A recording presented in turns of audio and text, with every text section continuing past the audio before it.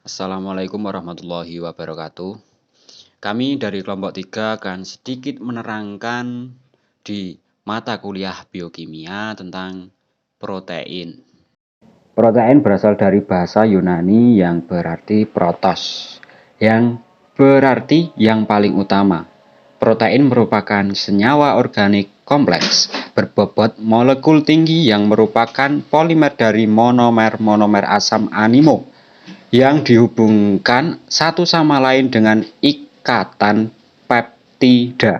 Jenis protein berdasarkan fungsi biologisnya, yaitu 1. Enzim merupakan protein yang dapat berfungsi sebagai katalisator. 2. Protein transport adalah protein yang dapat mengikat dan membawa molekul atau ion yang khas dari satu organ ke organ yang lain. Contoh, protein transport yang mudah ada yang dapat mengikat oksigen ketika darah melalui paru-paru. 3. Protein nutrien yang sering disebut juga protein penyimpanan. Protein ini merupakan cadangan makanan yang dibutuhkan untuk pertumbuhan dan perkembangan. Contohnya adalah protein yang menyimpan zat besi, yaitu ferritin yang terdapat di dalam jaringan hewan. 4. Protein kontraktil. Protein motil. Di dalam sel organisme, protein ini berperan untuk bergerak seperti aktin dan myosin. Protein ini merupakan filament yang berfungsi untuk bergerak di dalam sistem kontraktil dan otot kerangka. Contohnya adalah tubulin. Pembentuk mikrotubul merupakan zat utama penyusun flagel dan silia yang menggerakkan sel. 5. Protein struktural. Jenis protein ini berperan untuk menyangga atau membangun struktur biologis makhluk hidup. Misalnya, kolagen adalah protein untuk utama dalam urat dan tulang rawan yang memiliki kekuatan dan liat. 6. Protein pertahanan. Contohnya antibodi, fibrinogen, dan trobin bisa ular. 7. Protein pengatur, misalnya hormon insulin dan hormon paratiroid. Yang kedua, berdasarkan struktur molekulnya, yaitu A. Struktur primer, B. Struktur sekunder, C. Struktur tersier, dan struktur kuartener. Berdasarkan bentuk dan sifat fisik. A. Protein globular. Protein globular merupakan protein yang larut dalam air dan dapat berdiskusi dengan cepat dan bersifat dinamis, di mana seluruh interaksi antara struktur sekunder atau primer tervisualisasi dengan baik. B. Protein serabut.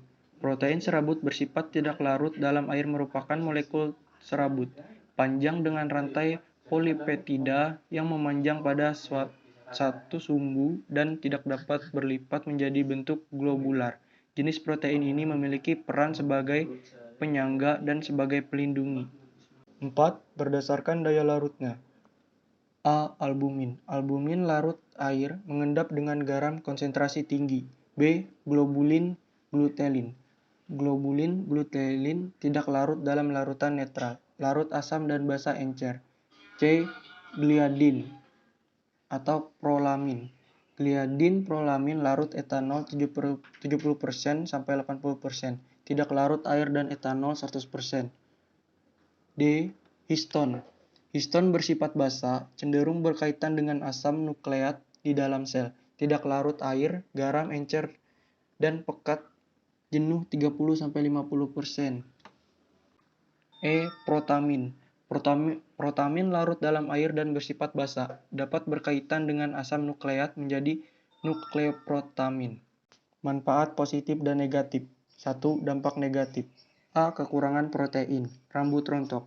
Struktur rambut terdiri dari 97% protein, maka kekurangan asupan protein dapat menyebabkan rambut rontok. 2. Maramus. Maramus adalah penyakit yang disebabkan oleh kekurangan protein dan kalori cukup parah yang mempengaruhi bayi dan anak-anak, sering mengakibatkan penurunan berat badan dan dehidrasi. Ketiga, kwashiorkor. Kwashiorkor adalah penyakit yang disebabkan oleh kekurangan parah protein dalam diet yang mengandung kalori sebagian besar dari karbohidrat seperti ubi, beras, dan pisang. 3. Cachexia.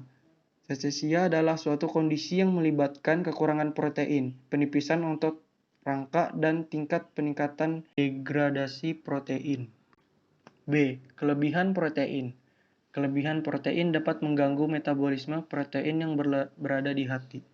2. Dampak positif. A. Untuk penunjang mekanis. B. Sebagai pertahanan tubuh dan imunisasi pertahanan tubuh, protein ini bisa digunakan dalam bentuk antibodi. C. Sebagai media perambatan impuls syaraf. D. Sebagai pengadilan pertumbuhan. E. Membentuk jaringan pada tubuh dengan kandungan asam amino. Metabolisme protein. Metabolisme protein merupakan proses kimia dan fisik yang mencakup pada perubahan anabolisme protein menjadi asam amino dan penguraian katabolisme asam amino pada protein. Asam amino yang telah tersebar melewati darah dan masuk dalam jaringan tubuh akan disintesis kembali menjadi protein. Protein ini berfungsi untuk mempertahankan fungsi sel-sel yang masih normal.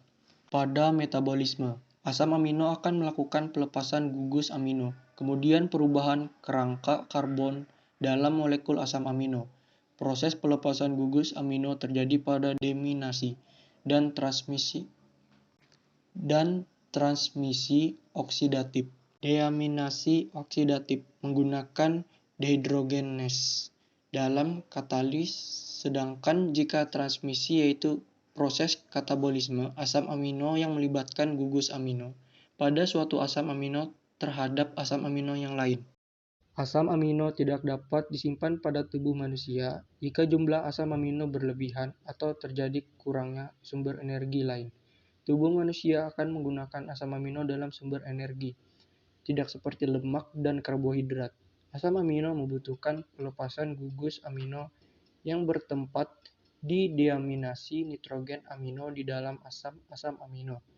Protein adalah produk yang dihasilkan oleh ekspresi informasi genetik merupakan polimer asam amino yang terkait pada satu sama lain dalam ikatan dalam sel hidup.